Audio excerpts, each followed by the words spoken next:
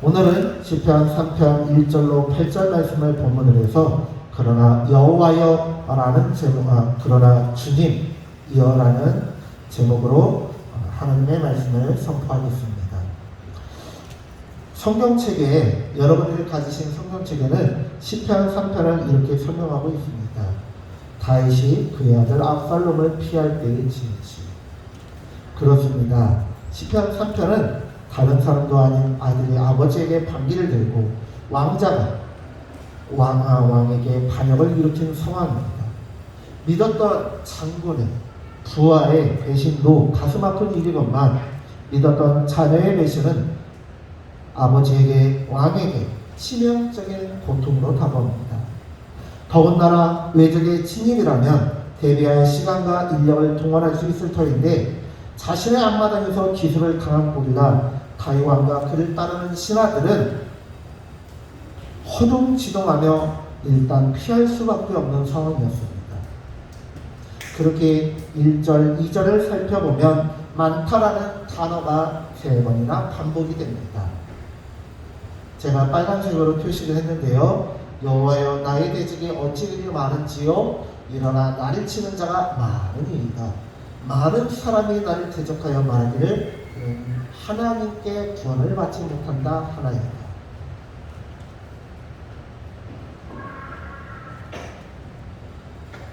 성경에서 반복되는 표현은 그만큼 강조하는 것입니다. 그렇기 때문에 예수님께서도 진실로 너희에게 말하노니 강조할 때는 2번을 강조해서 말하는데요.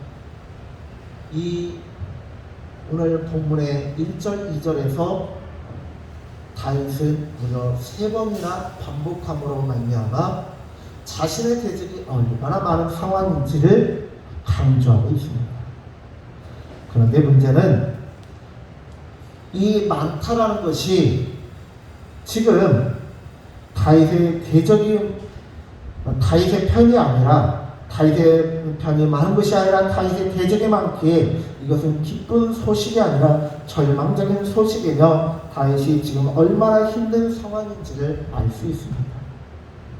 다윗과 같이 이렇게 절망적이며 어려운 상황을 당면하면 대다수의 사람들은 좌절하거나 절망할 것입니다. 그러나 다윗은 절망적인 그 상황 속에서 하나님께 이렇게 외칩니다. 그러나 여호와여. 우리가 오늘 살펴본 말씀 시편 3편 3절은 이렇게 기록되어 있습니다. 여호와여 주는 나의 방패이시오 나의 영광이시오 나의 머리를 드시는 자이십니다. 이런 번역들이 아쉬운 건데요. 왜냐하면 히브리어 원어에는 기록이 되어 있지만 한글 단어에는 빠진 단어와 표현이 있습니다.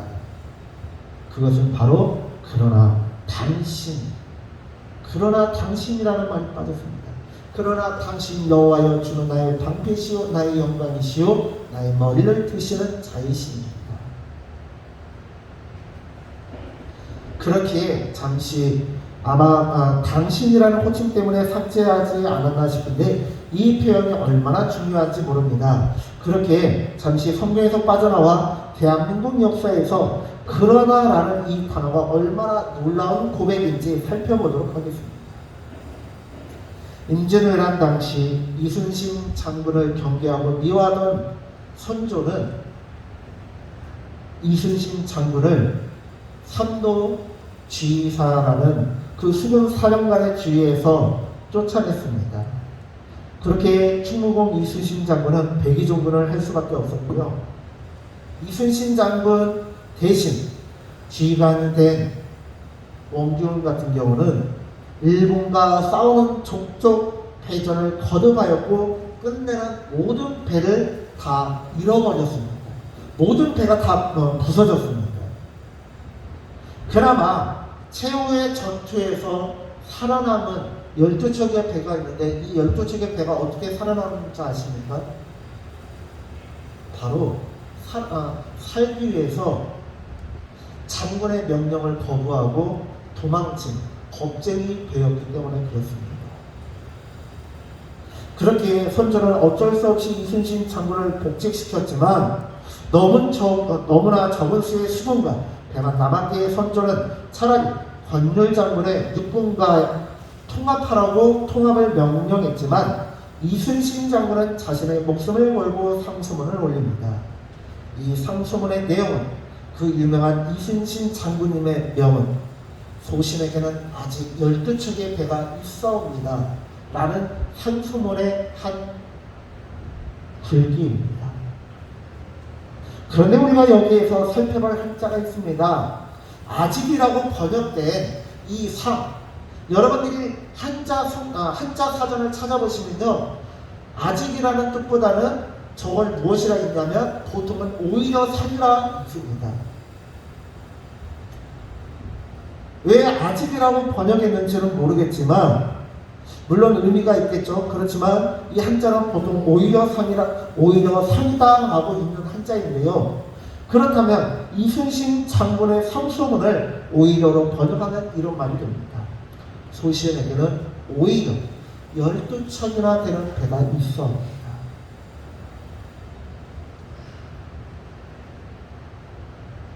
충무공 이순신 장군은 조선 해군의 열세에 너무나 잘 알고 있었습니다. 명군이 도와주러 오기는 왔지만 자기 나라 전투가 아닌 전쟁에서 그들이 피 흘리면서 목숨을 걸고 싸울 일은 없습니다. 그저 도와주는 흉내만 내는 것입니다.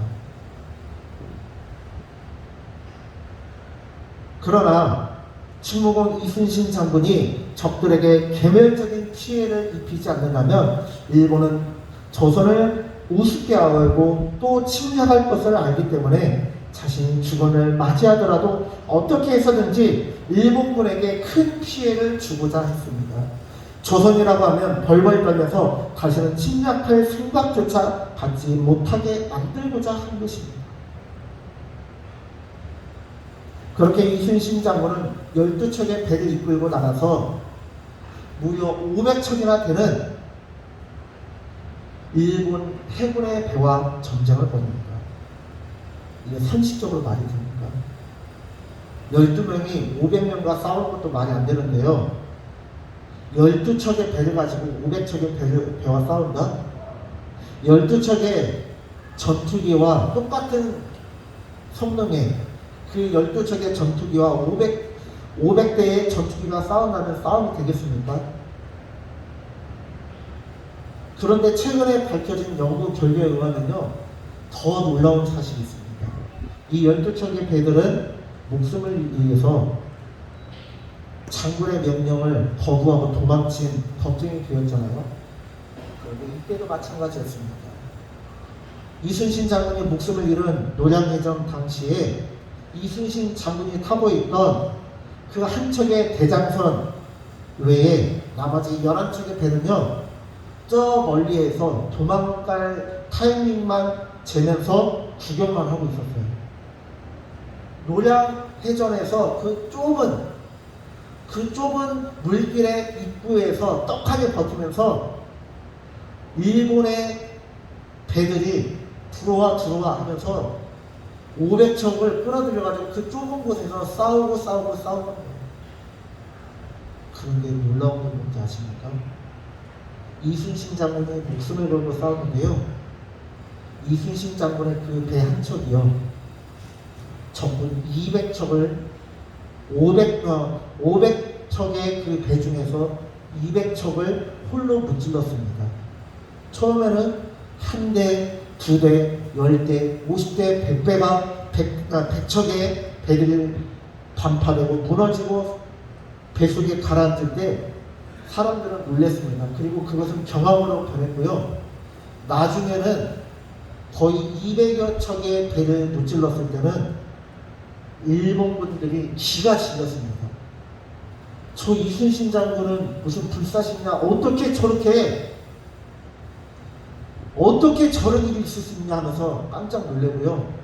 일본군이 겁에 질려서 도망가려고 하니까 그때서야 뒤에 물러나 있던 11척의 배들이 같이 합류를 했고, 도망가는 배들 중에서 더 추가로 부수거나 잡은 배가 배척이에요.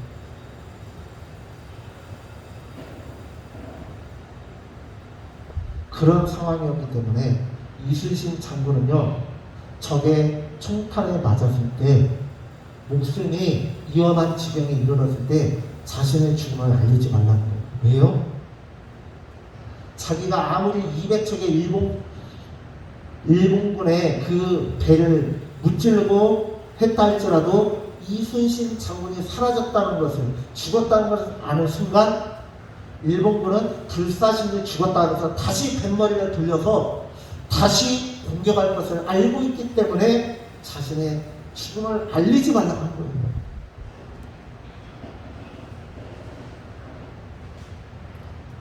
그렇게 충무공 이순신 장군의 헌신과 죽음으로 조선은 일본군을 무찌를 수 있었습니다.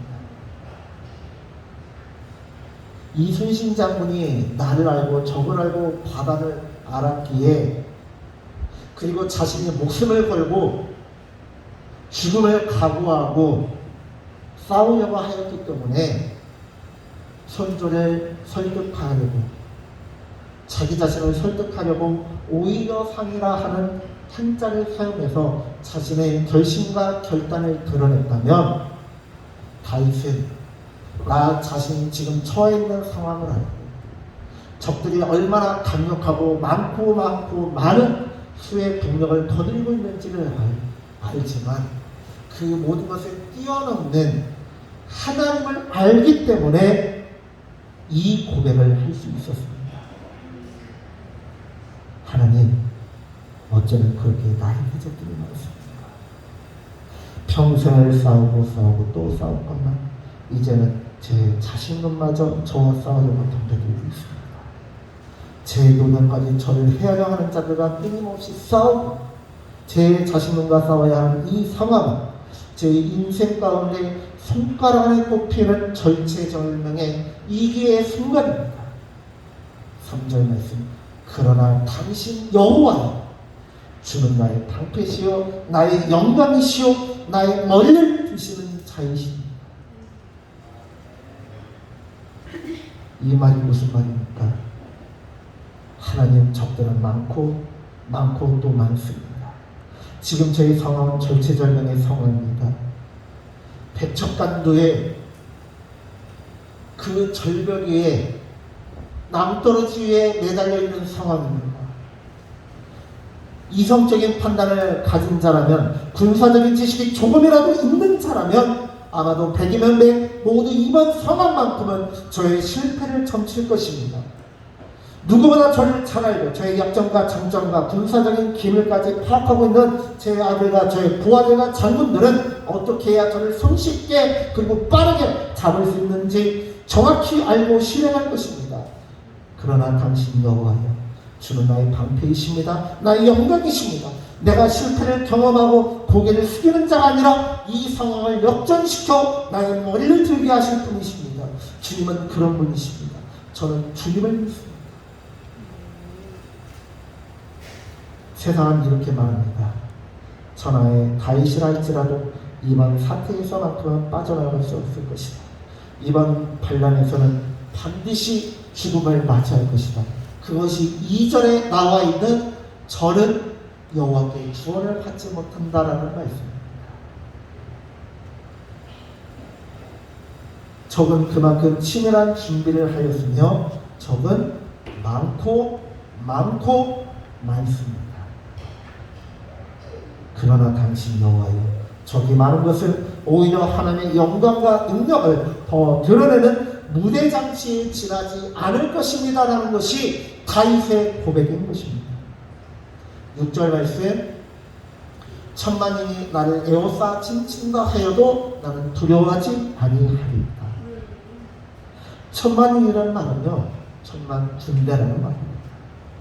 압살롬을 따르는 이들이 비밀리에 모은 많은 군대가 아니라 오히려 그보다 훨씬 많은 천만 군대가 다윗을 에워싼다 할지라도 다윗은 두려워하지 않을 것이며, 말만 그렇게 하는 것이 아니라 다윗은 실제로 그렇게 행동했습니다. 어떻게 해요? 5절 말씀, 내가 누워 자고 깨었으니 여호와께서 나를 붙드시니라.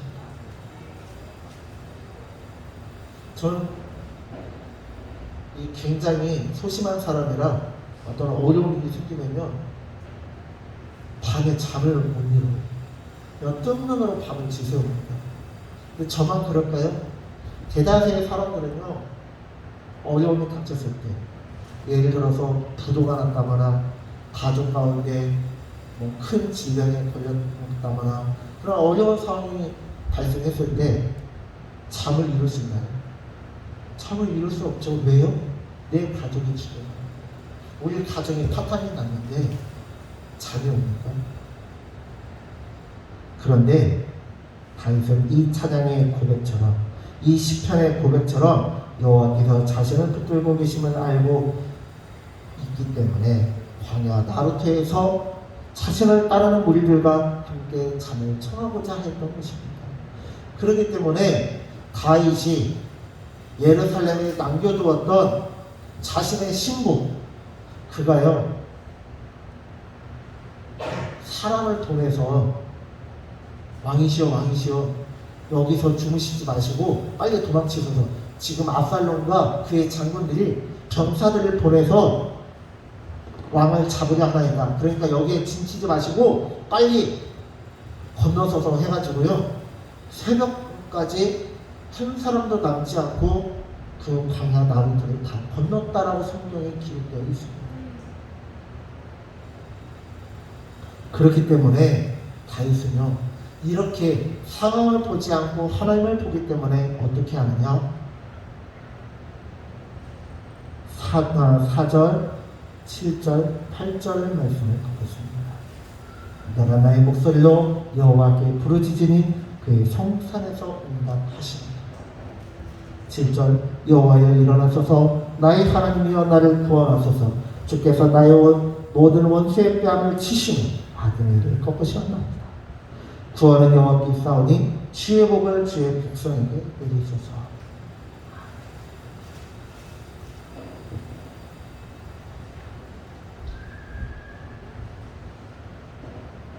세상이 눈앞에 다가온 적군을 보면서, 많은 적군을 보면서 절망할 때 다윗은 그러나를 외칩니다. 오히려를 외칩니다. 이 신앙이 어디에서 비롯되었습니까? 바로 하나님으로부터 비롯되었습니다. 사사기 8장 10절에서는요 이스라엘을 침공한 미디안을 비롯한 다국 적군들의 수를 13만 5천 명이다 라고 말하고 있습니다. 제가 말씀을 봉독하겠습니다. 이때에 세바와 살문나가 갈골에 있는데 동방 사람의 모든 군대 중에 칼든 자 12만 명이 죽었고 그 남은 15,000명가량은 그들을 따라와서 거기에 있더라.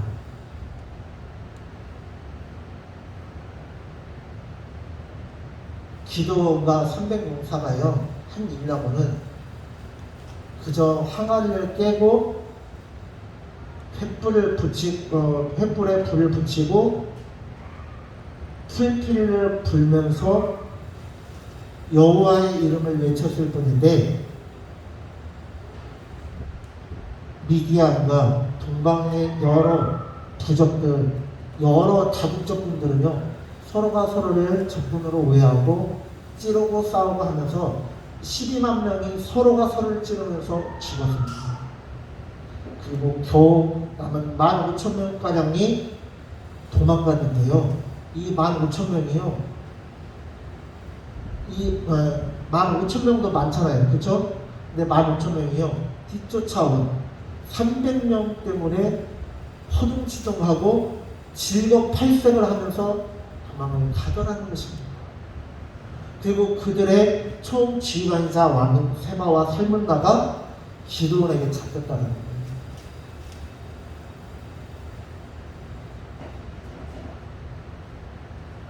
이스라엘을 침입한 미디안과 동방 사람의 군대는 약 13만 5천 명의 대군이었습니다. 그리고 그들과 싸우기 위해서 기드온이 군사를 모으자 이스라엘 전역에서는요 3만 2천 명의 군대가 모였습니다. 13만 5천 대 3만 2천, 10만 명 이상의 차이가 나고요 무려 4배가 넘는 차이가 납니다. 근데 이것이 많대요. 하나님께서 어떻게 해요? 야, 아직 많어. 그리고는 22,000명을 불러보냈는데 13만 5천 명 대 10,000명의 싸움입니다. 그러면요, 한 사람이 13.5, 13명 내지 14명을 상대해야 됩니다. 병력차를 보면 12만 5천 명의 차이가 납니다. 그런데 하나님께서는 야, 아직 많어. 그래서 어떻게 합니까? 13만 5천 명 대 300명의 전투가 벌어집니다. 숫자로 보면요, 숫자적인 차이로 보면 13만 4,700명의 차이가 나고요. 몇 배인가를 살펴보면 450배의 차이가 납니다.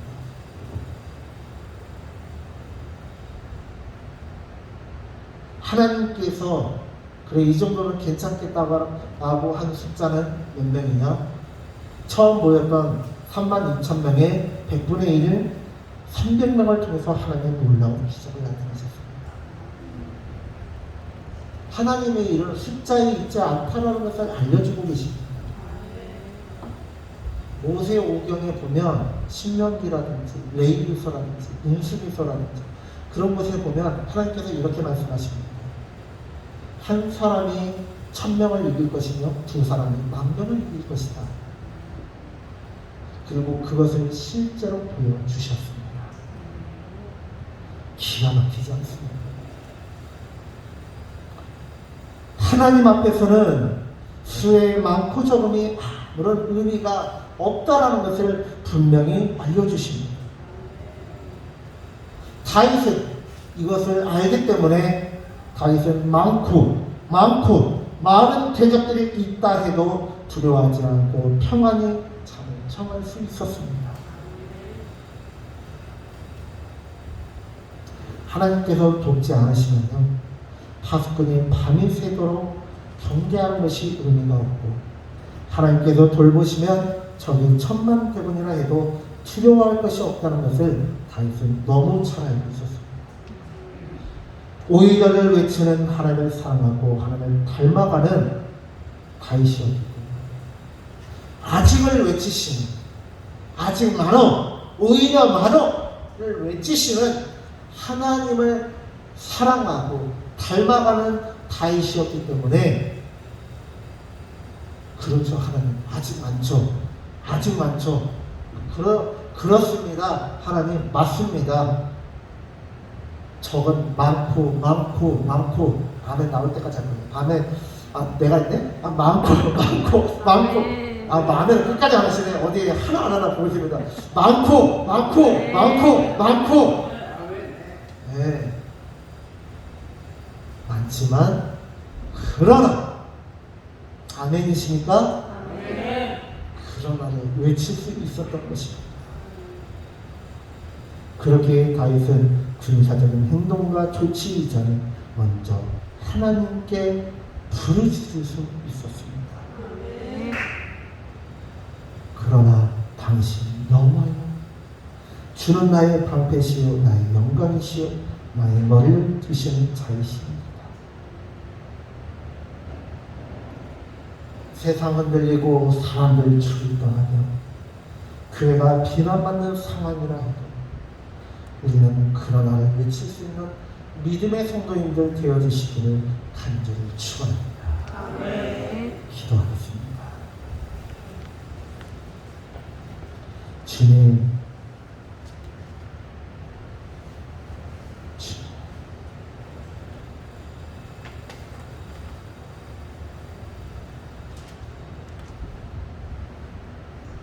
우리가 이 세상을 살아가는 것이 어떻게 이렇게 힘이 들고 어렵고 고통스러운지, 그렇게 하나님을 믿지 않는 세상의 철학자들조차도 인생은 90%의 고난과 불행과 10%의 행복과 기쁨이 있다라고 말하지 않았습니까? 하나님을 믿으면 이 고난이 사라질 줄 알고 이 불행이 사라질 줄 알았건만 하나님을 믿고 있음에도 이 불행과 고난은 사라지지 않았습니다. 그런데 오늘 말씀을 살펴보니 하나님을 믿게 된다라면, 하나님을 신뢰하게 된다면 상황이 문제가 아니라 상황보다 더 크신 하나님을 바라보며 더 이상 문제가 아니고 불행이 아니고 고난이 아니며 그러나를 외칠 수 있다는 것을 깨닫게 되었습니다. 우리의 신앙은 하나님 앞에 그러나를 외칠 수 있는 아름다운 신앙이 되게 하여 주시옵소서. 감사드리며 예수님의 이름으로 기도드립니다. 아멘.